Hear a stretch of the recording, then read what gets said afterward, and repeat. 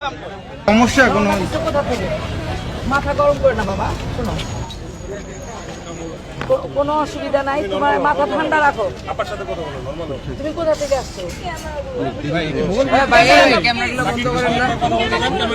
মারা করতেছে তো পরীক্ষা তো দিতে না, ক্যামেরা সরান না বাবা, পরীক্ষা দিতে দেন না। আমরা চাই দিতে পারবে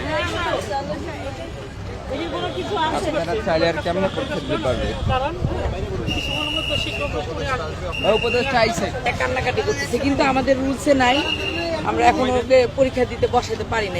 শিক্ষার্থী কি বললো? শিক্ষার্থী এইটাই বলছে যে দেরি হয়েছে, আর কিছু বলে নাই। কি বলেছে? বলছে দেরি হয়েছে, ওর মা বাবার সাথে আসে নাই, খেলা আসছে। প্লিজ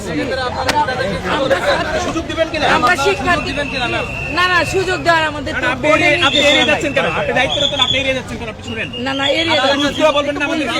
আপনি নিয়মটা বলেন কি করতে হবে, কলেজে কি করতে হবে?